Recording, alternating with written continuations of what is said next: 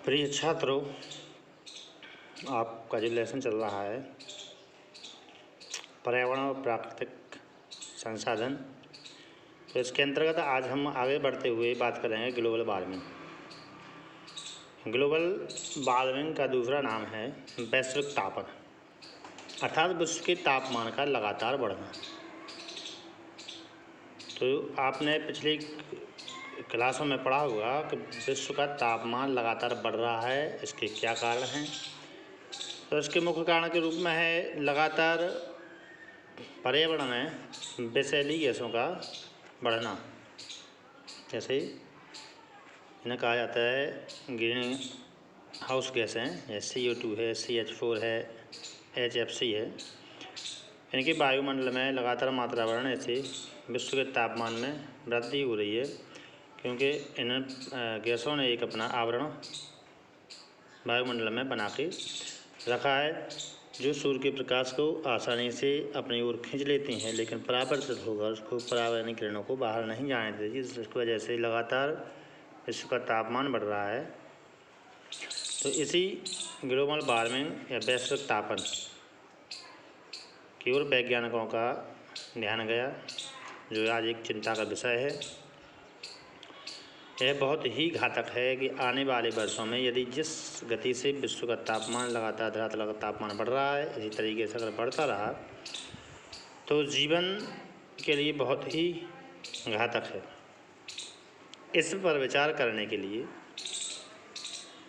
Japan के Kyoto शहर में एक समझौता किया गया, जिसका मुख्य उद्देश्य था विश्व स्तर पर ग्रीन हाउस गैसों के उत्सर्जन को रोकना। चूँकि यह समझौता जापान के क्योटो शहर में हुआ, इसलिए इसका नाम क्योटो प्रोटोकॉल रख दिया गया। ग्लोबल वार्मिंग के प्रभाव को कम करने के लिए 1997 में जापान के क्योटो शहर में क्योटो प्रोटोकॉल नामक समझौते पर हस्ताक्षर किए गए। भारत ने 2002 में इस प्रोटोकॉल पर हस्ताक्षर किए और इसे भारत में 16 जनवरी 2005 से लागू किया गया। आइए थोड़ी सी चर्चा क्योटो प्रोटोकॉल के ऊपर कर लें। क्योटो प्रोटोकॉल से आप कैसे जानते हैं, इससे संबंधित क्वेश्चन बनता है। तो इसमें आप लिखेंगे क्योटो प्रोटोकॉल एक अंतर्राष्ट्रीय समझौता है, जिसके अंतर्गत औद्योगिक क्षेत्र में के लिए ग्रीन हाउस गैसों के उत्सर्जन को कम करने के लक्ष्य निर्धारित किए गए हैं।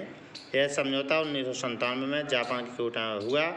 क्योटो प्रोटोकॉल को 16 फरवरी 2005 को लागू किया गया। इससे संबंधित एक और नया क्वेश्चन बनता है एजेंडा 21। एजेंडा 21 क्या है? तो एजेंडा 21 के अंतर्गत जलवायु परिवर्तन, जैव विविधता और वानिकी के संबंध में कुछ नियमाचार या नियम बनाए गए, निर्धारित किए गए तथा विकास के कुछ तौर तरीके भी सुझाए गए। इसका उद्देश्य आर्थिक वृद्धि का ऐसा तरीका होना चाहिए जिससे पर्यावरण को ठेस ना पहुँचे। अर्थात इसका सीधा सा अर्थ निकला है कि एजेंडा 21 नाम दिया गया है, उसका मुख्य उद्देश्य है विश्व में होने वाले जो परिवर्तन है, जैव विविधता है, लगातार प्रदूषण से इसको नुकसान हो रहा है, तो जो यह सब उद्योग के कारण है, विषैली गैस निकलने से यह हानि हो रही है। तो कुछ ऐसे नियम बनाए जाएं कि इन विषैली गैसों के उत्सर्जन को कम किया जा सके और धीरे धीरे आगे भी बढ़ाया जा सके, आर्थिक वृद्धि भी की जा सके, लेकिन यह तरीके ऐसे होंगे जिससे पर्यावरण को किसी प्रकार का नुकसान ना पहुँचे। तो आपके जो 2 क्वेश्चन आप जो बताए गए हैं क्योटो प्रोटोकॉल और एजेंडा 21, इनको आप नोट कर लें और याद भी कर लें।